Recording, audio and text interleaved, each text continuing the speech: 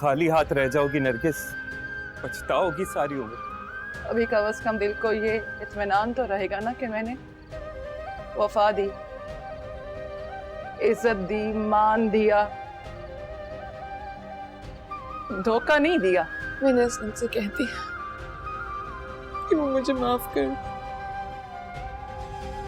मुझे भूल जाए। अब अब्बा जो चाहेंगे ना वैसा ही होगा।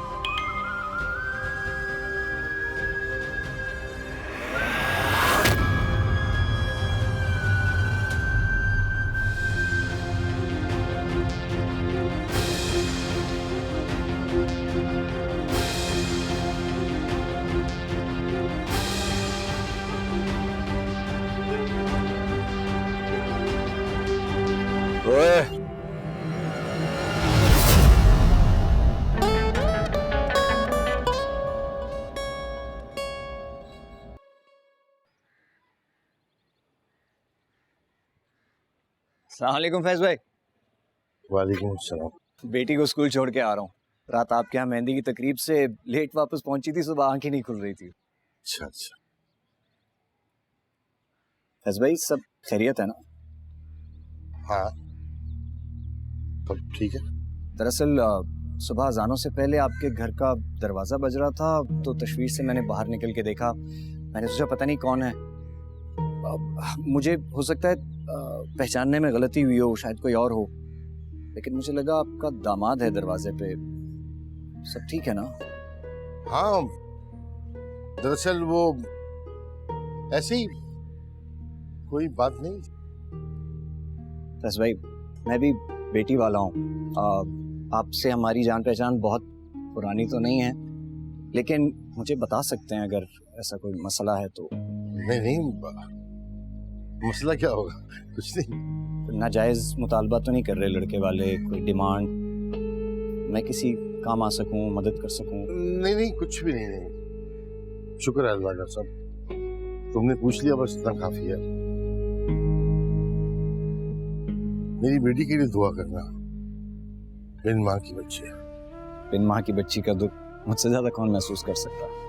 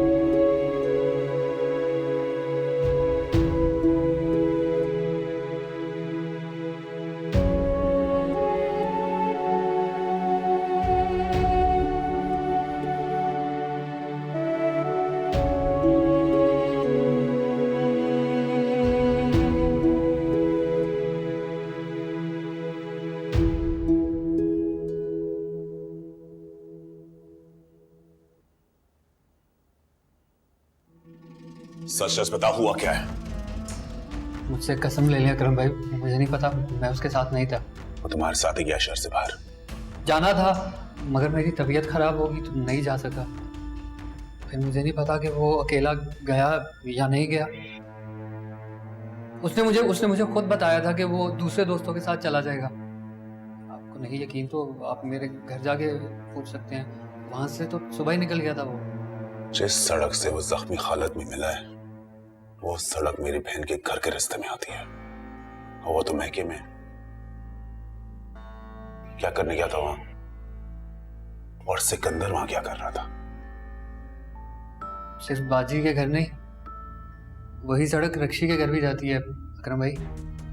और आप ये मत भूलें कि आपको असलम के बारे में फैज चाचा ने फोन किया था। तो कॉल उसको सिकंदर ने बताया था। ये मामला बिल्कुल साफ है नदीम, ये उसी लड़की के पीछे वहां गया है जिसकी आज शादी है, और सिकंदर ने उसका यह हाल किया है।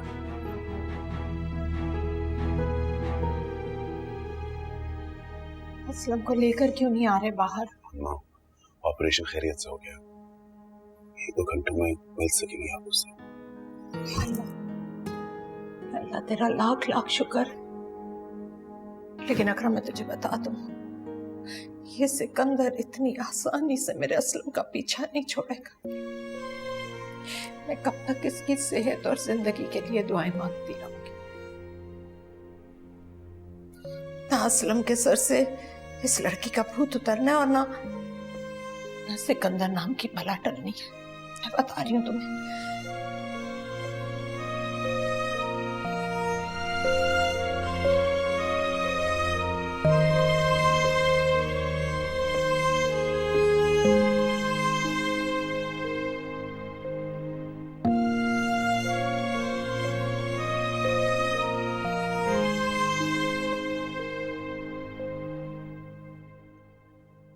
उठो रक्षी, तैयार होने जाना है। रक्षी 3 से 4 घंटे लगेंगे तैयार होने में। उठ जाओ। वो नज़ा बता रही थी उसकी हालत ठीक नहीं है। वो बच तो जाएगा ना? दुआ कर वो बच जाए।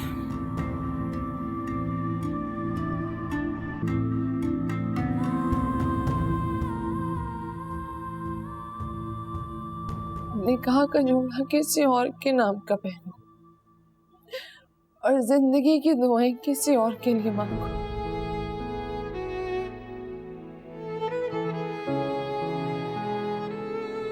कब तक जीऊंगी मैं ये दोहरी जिंदगी?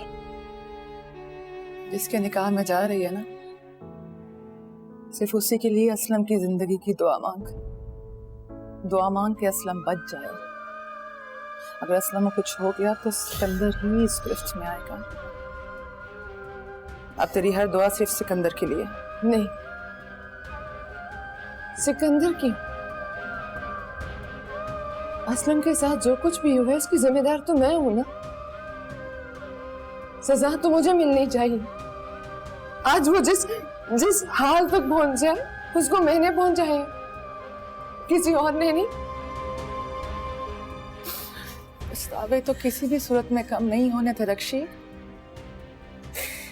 तूने कल रात दहलीज पार नहीं की सिर्फ इसीलिए आज असलम को जिंदगी और मौत की कश्मकश में देखकर तो खुद को इल्जाम दे रही है। और कल अगर दहलीज पार कर ली होती ना तो आज अपने बाप की मौत पर अपना अल्लाह ना करे, अल्लाह ना करे, अल्लाह ना करे मेरी जान, लेकिन किसी एक के खून का इल्जाम तो लेना पड़ता है ना सर पर। किसी एक को जान से जाना पड़ता है रक्षी। ये काम कर, तू भूल जा सब। हाँ, अब तो वैसे भी तुझे सारी उम्र अदाकारी करनी है। आज दुल्हन बनकर थोड़ी देर के लिए रिहर्सल कर ले। हाँ?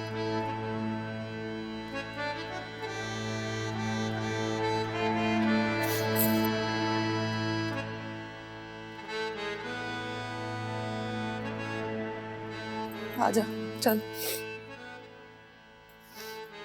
ये जोड़ा पहन लेना।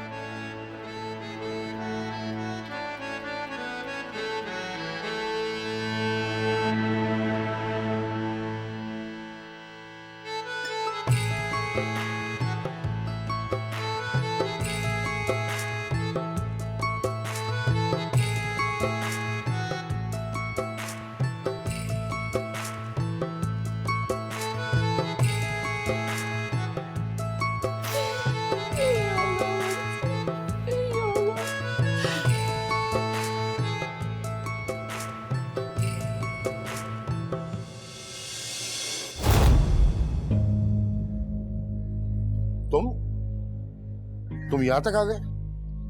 देखो, ये जो कुछ भी हुआ उसमें मेरा कोई हाथ नहीं है। ये तो मेरी मेहरबानी कि मैंने तुम्हें बर वक्त इत्तला कर दी इंसानी हमदर्दी के तहत, वरना जो हरकत उसने की थी इस काबिल नहीं था वो कि कहीं अंदर बैठ के बात कर लें चचा।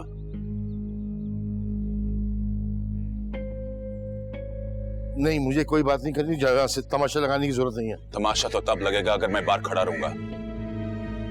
अंदर बुला लें, इज्जत से बातें कर लेंगे।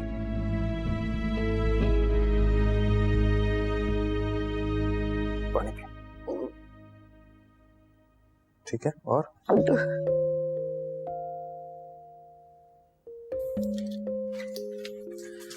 हमेशा असलम के पास जाना। कैसी बच्चों वाली बातें कर रही हो ज़ैनब? अपनी हालत देखो।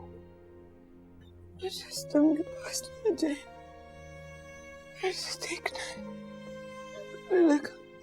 अच्छा बस बस, देखो असलम की हालत खतरे से बाहर है, लेकिन तुम्हारी नहीं।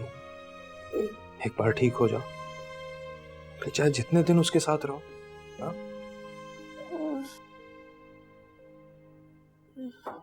अरे वो देखो, भाभी भी आ गई। इनसे पूछ लो, तसल्ली कर लो, कैसे हैं असलम भाई? बिल्कुल ठीक है। कैसी हो ज़ैनब? अम्मा ने मुझे तुम्हारे पास भेजा है। असलम को जैसे ही डॉक्टर्स रूम में शिफ्ट करेंगे वो तुम्हारे पास आ जाएंगी। बहुत परेशान है वो। असलम कैसा है?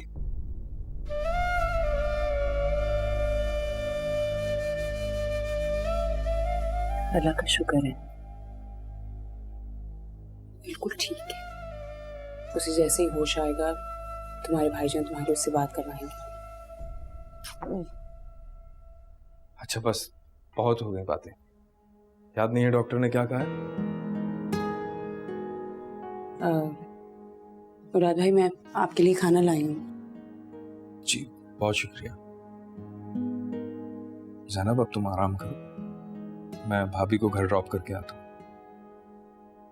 नहीं, इसकी कोई जरूरत नहीं है। ज़ैनब को अकेला ना छोड़े, इसके पास रहिए। मैं खुद चली जाऊंगी। ठीक है, मैं आपको बाहर तक छोड़ देता हूँ।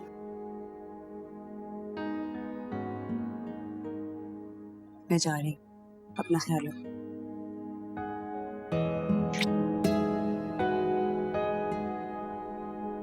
चले। ये फोन छोड़कर जा रहा हूँ, किसी चीज की जरूरत हो तो मुझे कॉल कर लेना।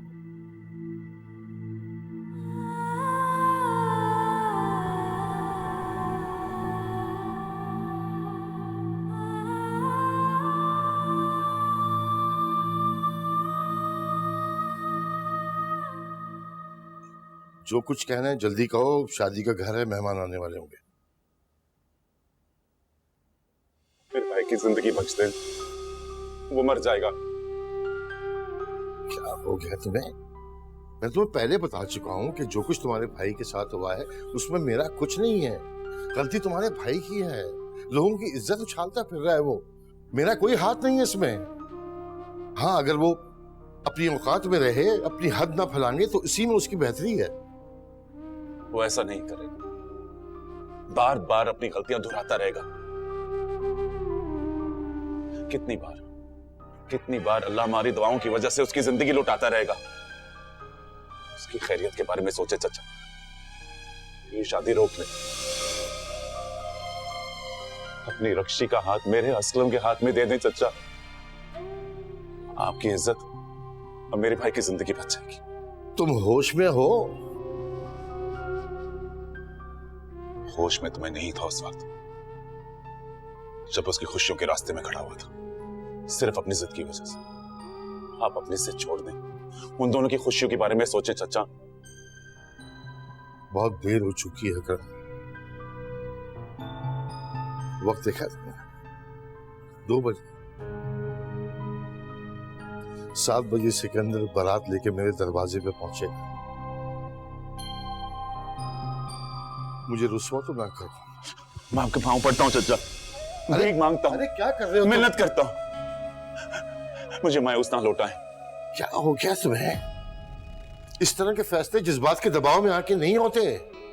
और तुम क्या समझते हो तुम्हारे झुकने गिड़गिड़ाने से मैं अपना फैसला बदल दूंगा? जो सिकंदर तुम्हारे भाई का मेरे घर पे मंडराने पे ये हाल कर सकता है, वो बारात के लौटने पे क्या असर करेगा इसका अंदाजा है तुम्हें? आपको अंदाजा है कि वो जो ये सब कर सकता है आपकी बेटी की जिंदगी का क्या हशर करेगा?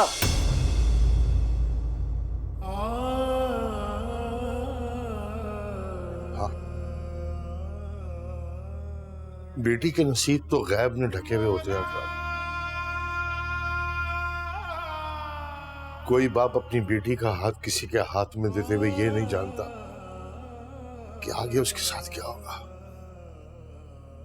तुम तो जानते थे। तुम्हारी बहन की शादी में जो तमाशे हुए वो मुराद ने देखे थे ना सब। फिर भी तुमने उसकी शादी उसी के साथ की। क्यों? कोई चारा था तुम्हारे पास? कोई रास्ता था? तो मैं कैसे बदल दूं अपना फैसला?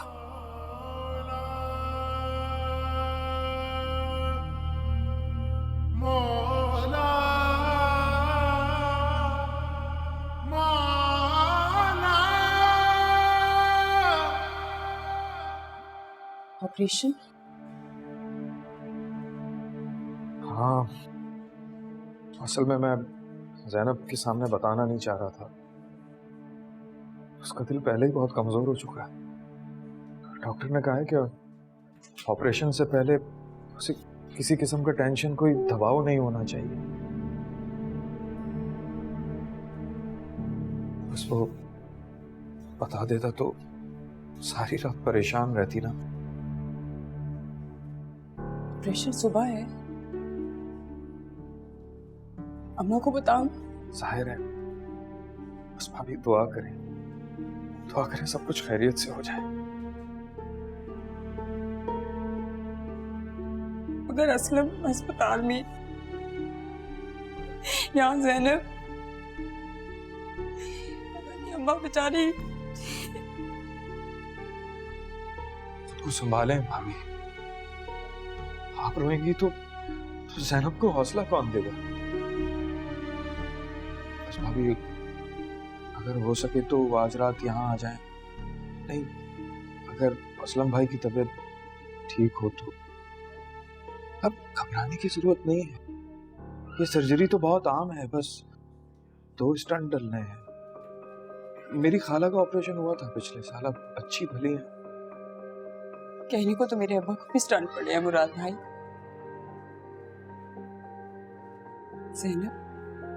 ज़ैनब की भला कोई उम्र है क्या?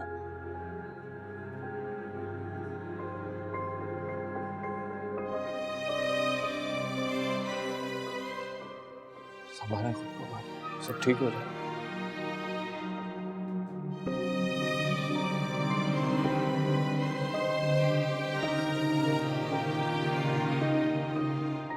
मैं अपना फैसला नहीं बदल सकता। तुम जा सकते।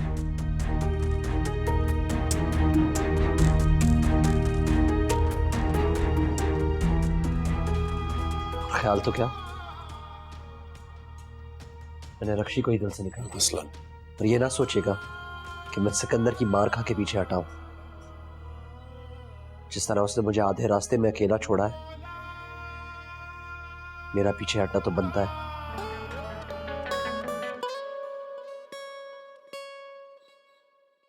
माफ करना अकरम, अगर बहन के जिक्र से तुम्हें तकलीफ हुई हो तो मैं ये बात करना नहीं चाहता था, लेकिन तुम्हें एहसास दिलाने के लिए कहा। अब आप मेरी बहन का जिक्र छेड़ ही चुके हैं, उसकी मिसाल दे ही चुके हैं, तो मेरी भी मिसाल सुने। जो मैंने गलती की, जरूरी है कि वो आप भी गलती करें? क्या उम्र है मेरी बहन की? बीमार दिल लिए अस्पताल पड़ी है। जब से मैंने अपनी जिद की भेंट चढ़ाया उसे, उसके होठों की मुस्कुराहट नहीं देखी मैंने। आप उस वक्त से डरें, ये ना हो कि आप भी अपनी बेटी की खुशी के लिए तरसें।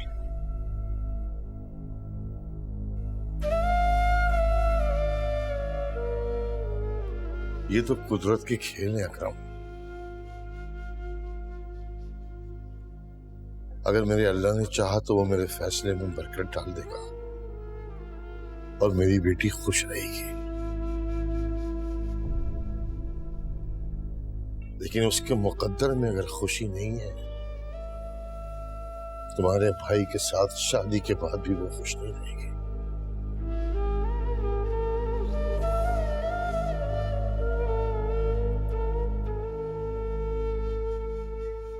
मैं अपना फैसला नहीं बदल सकता। तुम जा सकते हो।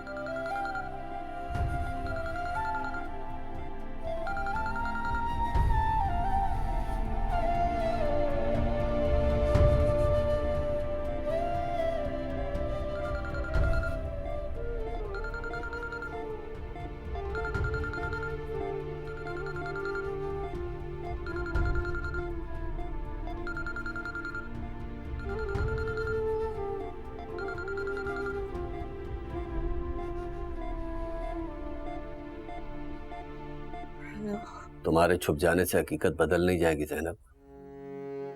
सामना तो तुम्हें करना पड़ेगा। कैसी हकीकत? बाजी उलट चुकी है ज़ैनब।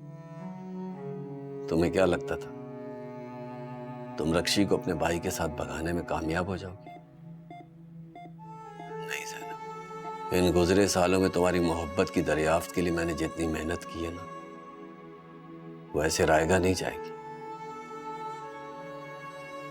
मान लो ज़ैनब, मान लो मेरी मोहब्बत की ताकत को कि किस्मत भी मेरा साथ दे रही है।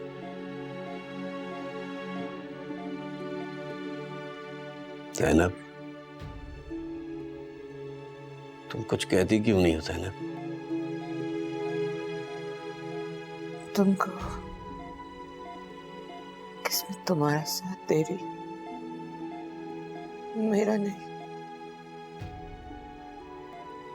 मेरे पास कहने को कुछ नहीं है।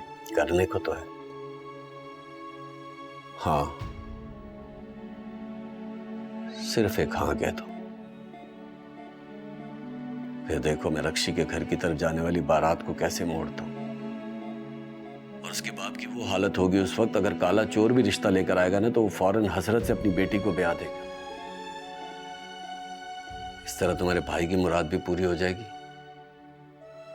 अगर तुम मेरी मुराद पूरी कर दो।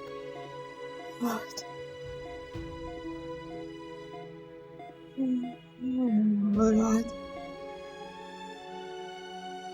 हाँ कह दो ज़ैनब,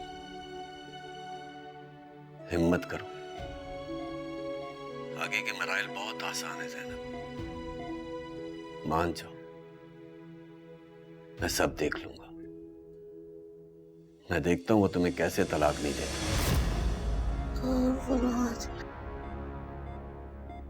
देख लूंगा ज़ैनब, इस बार कोई कैसे हमारे रास्ते में आता है। बस तुम हाँ कह दो,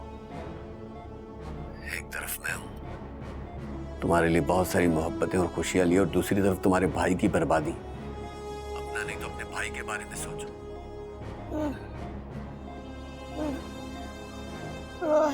क्या तुम्हारी कमजोरी और कम हिम्मती इतनी हावी हो गई है तुम पर कि तुम उसके बारे में भी कुछ नहीं सोच रही? ज़ैनब,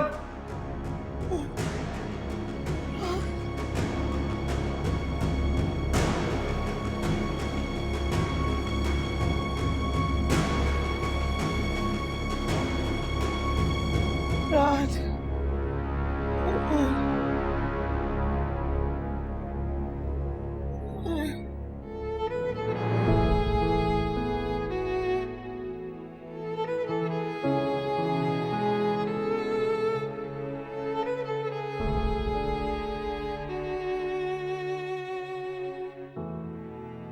आप 1 मिनट देंगी मुझे?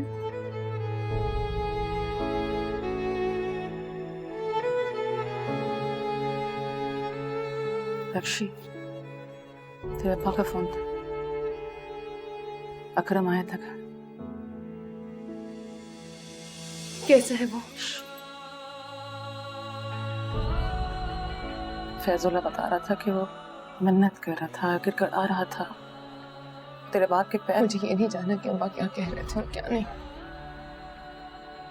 मुझे बस ये बता कि वो कैसा है, वो जिंदा है ना? हाँ, जिंदा था तभी उसका भाई सवाली बनकर आया ना।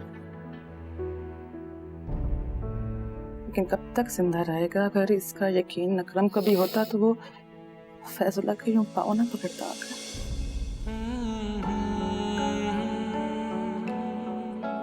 संभाल खुद को। हाँ, तेरे संग गुजरे मेरे जो लम्हे, तुमसे वो मांगू मैं तलबगार हूँ, तुमसे थोड़ी मोहलत मांगू। तू वही मैं वही है मगर बेबसी, जिंदगी को गवारा अब कैसे करे।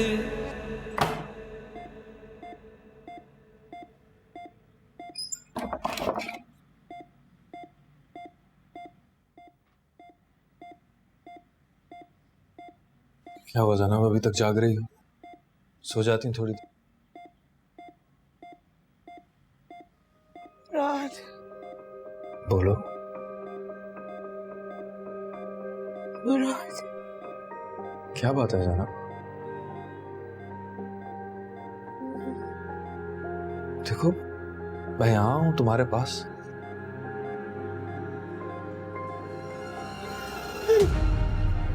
ज़ैनब, ज़ैनब, ज़ैनब, ज़ैनब, ज़ैनब, ज़ैनब, डॉक्टर,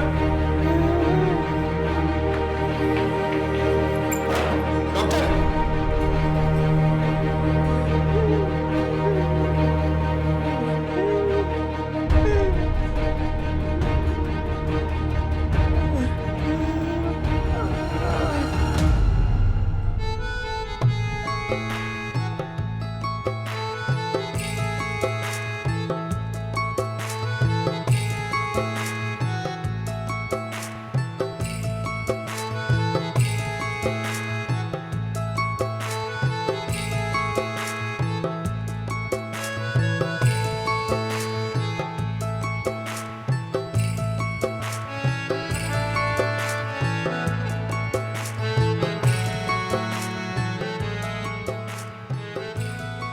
रहमान,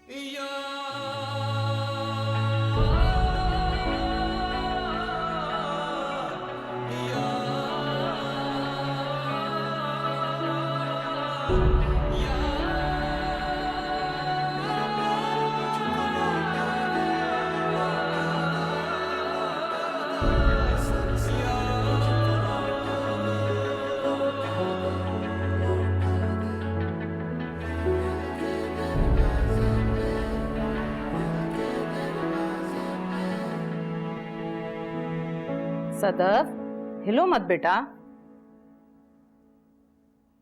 पापा ये सौदा बावर्ची खाने में खोल के रख दीजिएगा, कल को आप नहीं होंगी तो ऐसे ही लिफाफे में पड़ा रहेगा। ठीक है। अच्छा सदफ, अब तुम जल्दी से तैयार हो जाओ, ठीक है बेटा। आरिफ, तुम कहो तो मैं भी चलूं शादी में तुम्हारे साथ। अकेले बैठ के यहाँ क्या करूंगी? कहीं वो बुरा तो नहीं मान जाएंगे कि मैं बिन बुलाए आ गई? बुरा क्यों मानेंगे आपा? फैजुल्ला साहब ने मुझे फैमिली के साथ बुलाया और आप फैमिली हैं मेरी। दरअसल मैं खुद इस मौके की तलाश में होती हूँ कि कहीं ना कहीं तुम्हारे रिश्ते की बात किसी के कान में डालाऊं या किसी को अपनी नजर में रखूं। 2 रिश्ते कराने वालियों से मैंने तुम्हारे रिश्ते की बात चला रखी, मगर कमबख्त मारियां साल भर से मुझसे पैसे बटोर रही हैं। आप ये कोशिश तर्क क्यों नहीं कर देती? मुझे नहीं है जरूरत अब किसी की। तुम्हें जरूरत नहीं है, लेकिन सदफ को तो है, इस घर को तो है। मैं कब तक तीसरे चौथे दिन अपने घर बार को छोड़ के तुम्हारे घर बार आती रहूंगी? सदफ बड़ी हो रही है, उसे माँ की जरूरत है। बेटी को माँ की जरूरत है, लेकिन सौतेली माँ की। खा नहीं जाएगी सुतेली माँ। हर औरत डायन नहीं होती। मैं मानती हूं कि हर औरत इतना बड़ा जिगरा नहीं रखती कि वो किसी की औलाद को इतना प्यार दे सके जो सकी माँ देती है।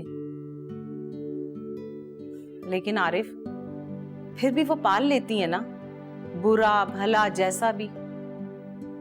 लड़की जात के सर पर माँ का होना गनीमत है, चाहे वो सुतेली ही क्यों ना हो।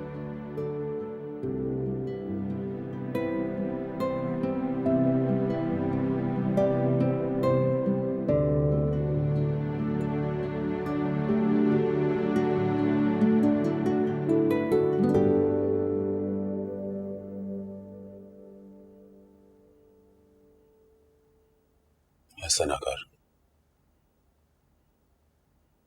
मान जा असलम।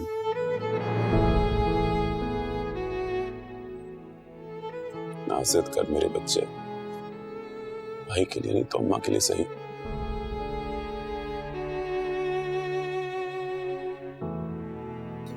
निकाल दे उसको अपने दिल से, वरना अम्मा को तेरी जिंदगी के धड़के लगे रहेंगे।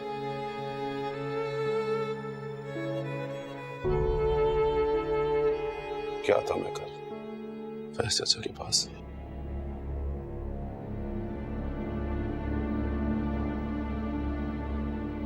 हाथ जोड़े,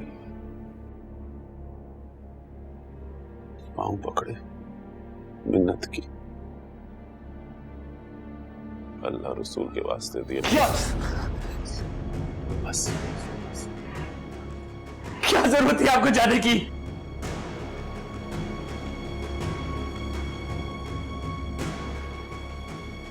जरूरत थी, जरूरत रहेगी जब तक मेरे दिल को यकीन नहीं होगा कि तुझसे भूल चुका है, हमेशा हमेशा के लिए अपनी जिंदगी से निकाल चुका है। तब तक मैं भीख मांगता रहूंगा।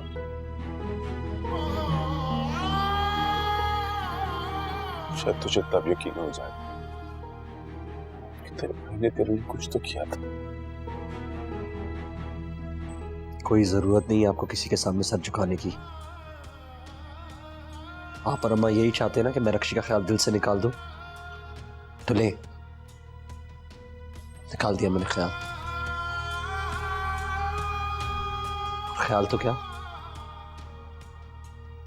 मैंने रक्षी को ही दिल से निकाल दिया। असलम, और ये ना सोचेगा कि मैं सिकंदर की मार खा के पीछे हटा हूं। जिस तरह उसने मुझे आधे रास्ते में अकेला छोड़ा है, मेरा पीछे हटना तो बनता है।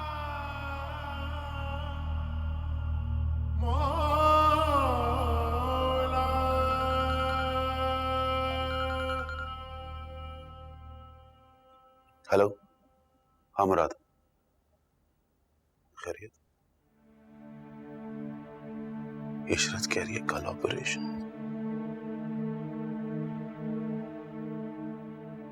आ रहा हूं पहुंच रहा हूं। क्या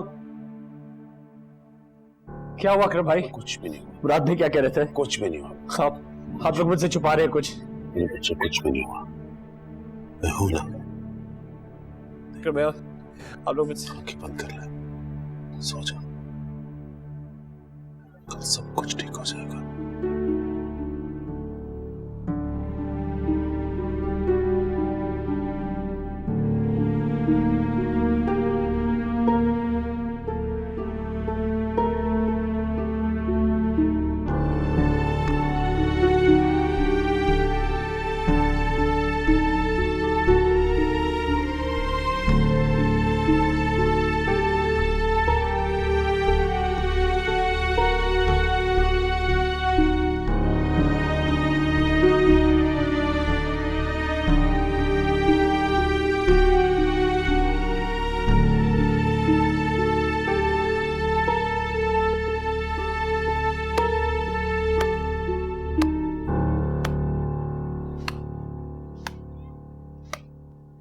सिकंदर, अब ये क्या तमाशा लगा रखा है तुमने? ये कोई वक्त है इस तरह की हरकतें करने का?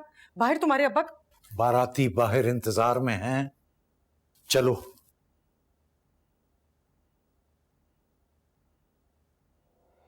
थोड़ी देर और। क्या मतलब थोड़ी देर और? क्या कहना चाहते हो? मैंने कहा ना, थोड़ा सा वक्त। सिकंदर, मुझे साफ साफ और सच सच बताओ, अब क्या नया करके आए हो तुम? नया कुछ होने वाला तो है, लेकिन मैं नहीं, किसी और ने करना। किसी और ने करना? बिल्कुल ठीक कहा है इसने। इसी बात का खतरा मेरे सर पे मंडरा रहा है। कल रात जो हरकत तुमने की, तो अकरम की खामोशी पर तुम इतने शेर मत बनाओ। मुझे तो डर है कि वो पुलिस को लेकर ना आ जाए। अल्लाह ना करे। अरे इसीलिए तो कहता हूं कि ये काम तो वक्त पर हो जाए। बारात का वक्त हो चला। अभी नहीं हुआ, मुझे किसी का इंतजार है। किसका इंतजार कर रहे हो? मुंह से कुछ बोलो तो सही। बता दूंगा, आप बारात की टेंशन ना लें, आपके सारे अरमान पूरे होंगे। शादी तो मैं करूंगा, आज ना सही, कुछ महीनों बाद से।